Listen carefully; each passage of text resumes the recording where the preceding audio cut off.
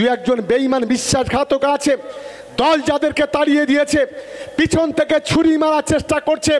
আমি আমার প্রশাসনের কাছে অনুরোধ, আজকে রাতের অন্ধকারে ভাঙড়ে 4-5টা সমাজ বিরোধী নিয়ে বসে কখন খয়রুলকে খুন করার চেষ্টা হচ্ছে, কখন মমিনুলকে খুন করার চেষ্টা করা হচ্ছে, কখন আমাদের যারা সামনের সারি নেতৃত্ব দিচ্ছে তাদের খুন করার বিরুদ্ধে চেষ্টা করা হচ্ছে।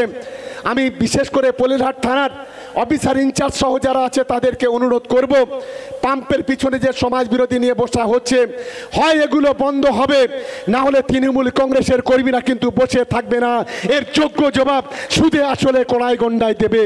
এটা আমি অনুরোধ করছি যে আপনারা বিষয়টা দেখুন। আমরা নতুন করে আমরা ভাঙড় বিধানসভাতে একজন মায়ের কোল খালি হতে দিতে পারি না।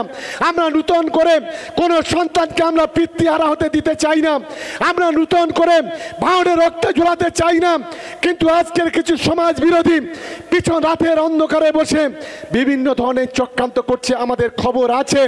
আর এই সমাজ বিরোধীদের যিনি নেতা তার একজন ঘনিষ্ঠ লোক আছে, তার কাছে বেশ কিছু আগ্নেয়াস্ত্র আছে, তারও খবর আছে। অন্যদিকে নওশাদের 3-4টে লোক আছে যারা সাপ্লায়ার, যারা সমাজ বিরোধী, যারা ভাঙড়ে অস্ত্র সাপ্লাই দেয়, কখনো পশ্চিম মেদিনীপুর থেকে, কখনো হুগলি থেকে, কখনো হাড়োয়া থেকে, কখনো দেগঙ্গা থেকে। আমরা সেই নামগুলো প্রশাসনের কাছে দিয়েছি। আমি অনুরোধ করতে চাই, গণতান্ত্রিকভাবে আমরা লড়াই করতে চাই। আমরা কোনো রকম চাই না কোনো নির্বাচনে কোনো অশান্তি অরাজকতা বিশৃঙ্খলা হোক, এটা আমরা কখনো চাই না। লোকসভা নির্বাচনে আপনারা জানেন, লোকসভা 6 মাস আগে থেকে তৃণমূল কংগ্রেস ভাঙড়ের সিঙ্গেল ঘটনা ঘটায়নি। যত ঘটনা ঘটিয়েছে আইএসএফ। লোকসভার পর থেকে আজ পর্যন্ত আমাদের তৃণমূল কংগ্রেসের কর্মীরা তারা কঠিন পরীক্ষা দিয়েছে, কোনো ঘটনায় তারা যায়নি।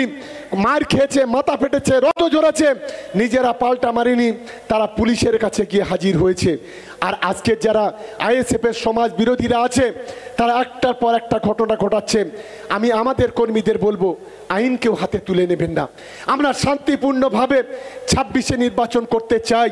আমার রাজনৈতিক অঙ্ক যদি ভুল না হয়, ছোটবেলা থেকে যদি রাজনীতি যদি করে থাকি, আমি আজকের আপনাদের সম্মুখে কথা দিচ্ছি, আইএসএফ, বিজেপি, সিপিএম কেন যতগুলো আছে সব যদি ব্যয়ের মতো জাপটি কড়াকড়ি করে, তারপরেও ভাঙড় 1 লক্ষ ভোটে জিতবে।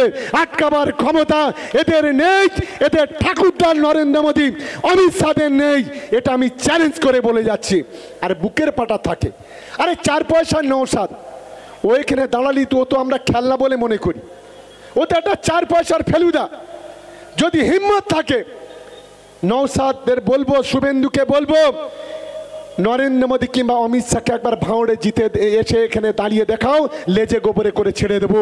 এটাই চ্যালেঞ্জ করে আজকের ভাঙড়ের মাটি থেকে বলছি, চ্যালেঞ্জ করে বলে দিচ্ছি। আজকের এসব খুচরো 4 পয়সার নেতা বলে মুখ্যমন্ত্রীর বিরুদ্ধে দাঁড়াবো, ওরে বাপ রে বাপ। হাতি ঘোড়া গেল রসাতল, মশামাঝি বলে কত জল। আমি সেই বলেছিলাম না যে কুজোরও চিত হয়ে শোয়ার ইচ্ছা হয়।